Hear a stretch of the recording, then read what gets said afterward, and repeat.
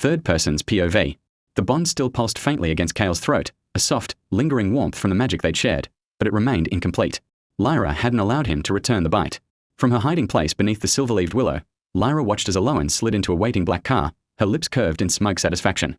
Kael lingered behind, motionless beneath the moonlight, until Beta Cyrus emerged from the tree line, his scent sharp with irritation.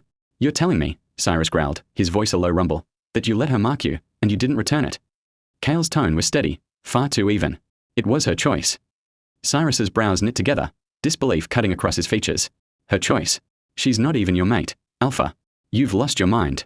The Alpha of Luminara shouldn't be marked by someone who won't even wear his claim. "I don't need her to," Kael said, tilting his head toward the stars. "She wanted it her way, and I didn't stop her." Cyrus let out a harsh breath, pacing in the shadows. "You'd hand her the stars if she asked for them." Kael didn't bother to argue.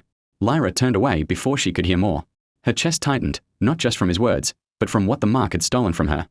Something in her soul felt emptied, like a wound she had sewn shut herself, only to feel the stitches tearing open again. She didn't follow them after that. She went home in silence. By dawn, Kael had already brought Elowen back to Luminara territory. That same night, the wind carried an unfamiliar scent, blood, ash, and ancient moon magic. Deep in the cursed woods beyond Solari's borders, Kael had gone alone. His goal, the Scarlet Dawn crystal, a relic sealed centuries ago. Elowen desired it, and Kael obeyed. It was one of the things she had foolishly mentioned during the exhibit, how she would only bind herself to a man who could retrieve it. Cyrus had tried to reason with him again. That stone belongs to Luminara, Kael.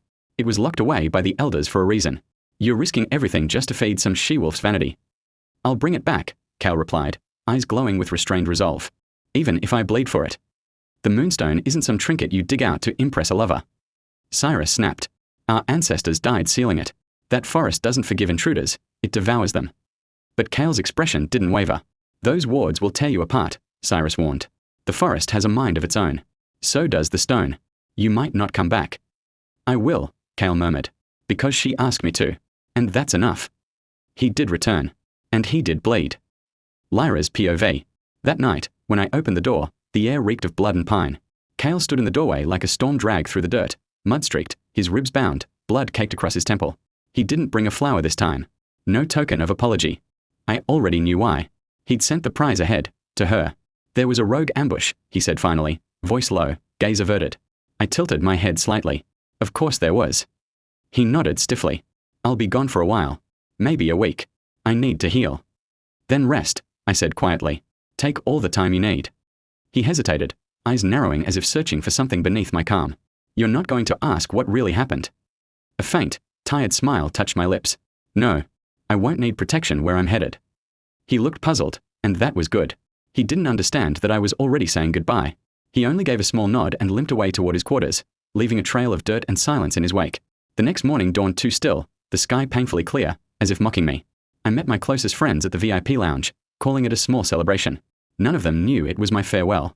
The laughter, the music, the champagne, it all sounded hollow, like echoes from a dream I no longer lived in. "To Alpha Thoren," someone toasted, raising their glass high. "May his wedding with Lyra be smooth and scandal-free." Lindsay snorted. "Oh please, if that man wakes up and realizes he's married to you, he'll probably faint from disbelief." I laughed softly, the sound empty. Maybe he already has. Her expression sobered. "Becca, this isn't right. Elowen, after everything she's done? And your father, he's using you as a pawn in a feud that isn't even his fight." "It won't matter soon," I murmured into my drink. Lindsay's brow furrowed. "We'll still see you, won't we?" I lifted my glass with a smile that didn't reach my eyes. Of course. We both knew it was a lie. That evening, I returned to the Solara packhouse. I planned to face my father, Alpha Mike, one final time. My heels echoed on the marble floors, the sound too sharp in a house that had never truly felt like home. Before I reached his study, Elowen's laughter drifted through a half-open door. "He actually let me bite him," she was saying, her words blurred by wine.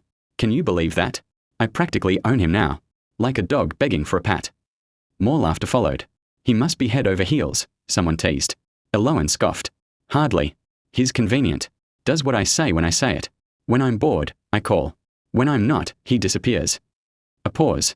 Then another voice asked, "And what about your engagement to the Solari heir?" She laughed again, loud and shameless. "That corpse? Please. If I had the choice, I'd take the Alpha of Luminara instead. He's richer, stronger, and stupidly easy to control. Did you know he sent me the Scarlet Dawn crystal? Can you believe it?"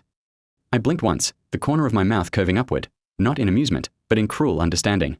She didn't even realize Kael and her ideal Alpha were one and the same. Poor Kael. Loyal, reckless, bleeding Kael. He'd carve himself open for someone who saw him as nothing more than a novelty. I turned away before bile rose in my throat. I didn't bother seeking out my father. Instead, I walked through the sleeping compound, out into the cemetery where the yew trees whispered under moonlight. My mother's gravestone gleamed silver. I knelt beside it, tracing the carved letters. "I won't end up like you," I whispered.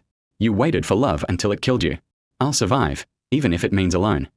At dawn, a message came through, a transfer notification. Gold. Enough to buy a lifetime of silence. Half the Solari treasury wired to my account. Payment for my obedience. For my departure. I accepted it. And with that, I cut every tie. Solari, Elowen, Kael, all of them. The next morning, as I sealed the last box of my things, Kael appeared at the door. I handed him a small parcel. "Give this to Elowen," I said. He eyed it warily. "What's inside?" "My old paints and brushes," I replied.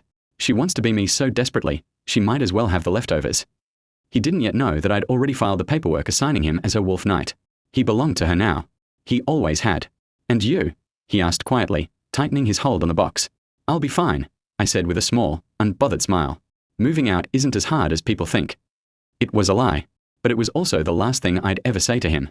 When he turned back, bandages stiff and blood crusted at the edges, his voice was low. "Where are you moving? Give me your address. I'll come by once I deliver this." I met his gaze, unreadable. "I'll tell you later." But there was no later. As soon as he left, I took out my phone, broke the SAM card clean in half, and tossed it through the open window of the moving car. The wind caught it, carrying it into the trees, scattering every trace of me. By the time he returned, I was already gone.